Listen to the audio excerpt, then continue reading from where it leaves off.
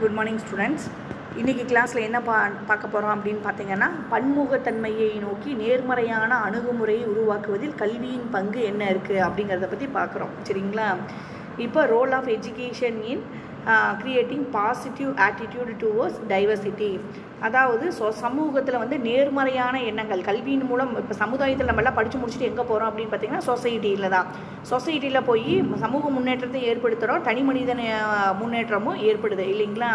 அப்போ அந்த சமுதாயத்தில் கல்வியின் மூலம் வந்து முன்னேற்றம் ஏற்படும் அப்படின்னா அது நேர்மறையான கருத்துக்களை நோக்கி போகும்போது தான் வந்து அதனுடைய வளர்ச்சி வந்து அதிகமாக இருக்குது அப்படின்னு சொல்கிறாங்க இல்லைங்களா? எப்போவுமே இப்போ நம்ம வாழ்க்கை முறையிலேயே வந்து நெகட்டிவான எண்ணங்களை வச்சு நம்ம செயல்படுறத விட பாசிட்டிவான எண்ணங்களை வச்சு நம்ம செயல்படும் போது நம்மளுடைய ஆட்டிடியூட் அப்படிங்கும்போது நல்ல க்ரோத் இருக்கும் இல்லைங்களா? ஸோ பாசிட்டிவ் ஆட்டிடியூடு தான் ரொம்ப ரொம்ப முக்கியம்.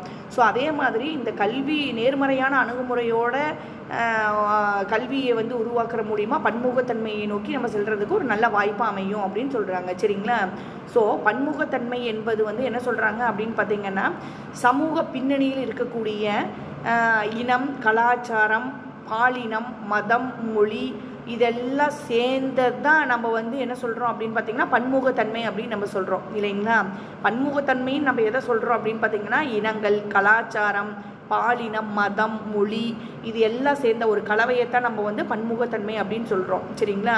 இந்த பன்முகத்தன்மையை வந்து ஒரு மாணவனாலும் சரி, ஒரு ஆசிரியராலும் சரி, எப்படி ஒரு நேர்மறையான கல்வியின் மூலம் ஒரு நேர்மறையான கருத்துக்களை உருவாக்கி கொண்டு போகிறது அப்படின்னு பார்த்தீங்கன்னா, ஒவ்வொரு மாணவரும் திறன்களும் வந்து எப்படி இருக்குது அப்படின்னு பார்த்தீங்கன்னா கலாச்சார பின்னணியை நோக்கி தான் இருக்குது அப்படின்னு சொல்கிறாங்க.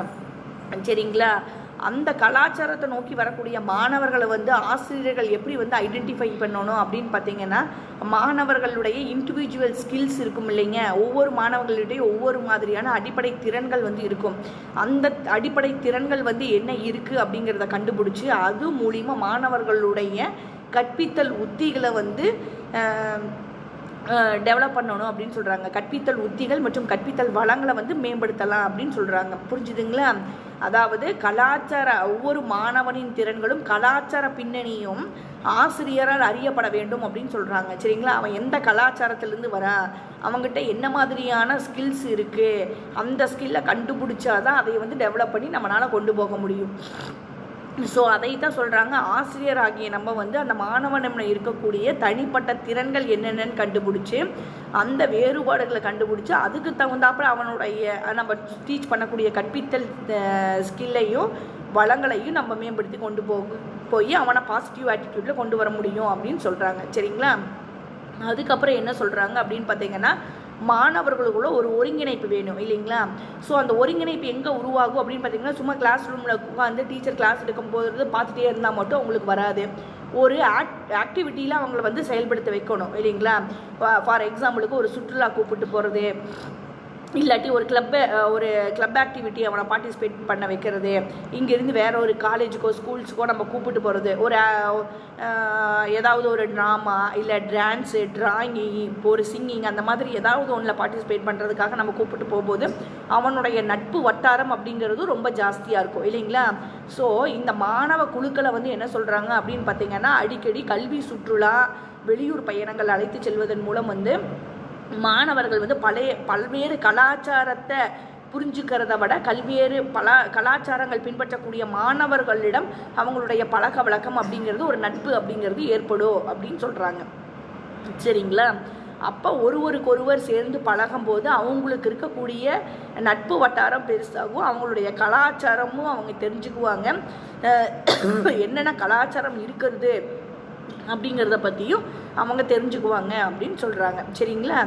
அப்போ இது வந்து என்ன சொல்கிறாங்க அப்படின்னு பார்த்தீங்கன்னா, இப்போ இதெல்லாம் தெரிஞ்சுக்கிறது மூலிமா இந்த சமுதாயத்தில் என்ன ஏற்படுது அப்படின்னு பார்த்தீங்கன்னா, சமுதாயத்தில் ஏற்படக்கூடிய பிரச்சனைகள் வந்து மாணவர்களிடையே இயற்கையாகவே வந்து அந்த பிரச்சனையை நம்ம எப்படி சமாளிக்கிறது, ஏன்னா அவன் ஏற்கனவே பல்வேறு கலாச்சாரம் இருக்கக்கூடிய மாணவர்களிடம் பழகியிருக்கான், அவங்களுடைய நட்பு வட்டாரங்கள் இருக்குது, அவன் எந்த மாதிரியான செயல்பாடுகள் ஈடுபடுவாங்க இது எல்லாமே அவனுக்கு தெரிஞ்சிருக்கும்.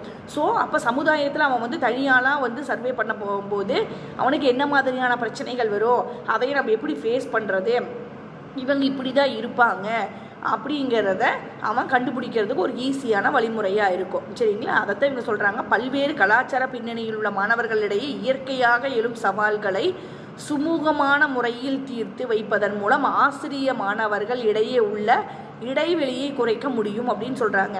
எப்போவுமே வந்து ஸ்டூடெண்ட்ஸு டீச்சரோட ரிலேஷன்ஷிப் வந்து எப்படி இருக்கும்னா ரொம்ப க்ளோஸாக இருக்கணும். அப்படி இருந்ததுன்னா பிரச்சனை அப்படிங்கிறது வந்து அதிகமாக வர்றதுக்கு வாய்ப்பு இருக்காது அப்படின்னு சொல்கிறாங்க. சரிங்களா?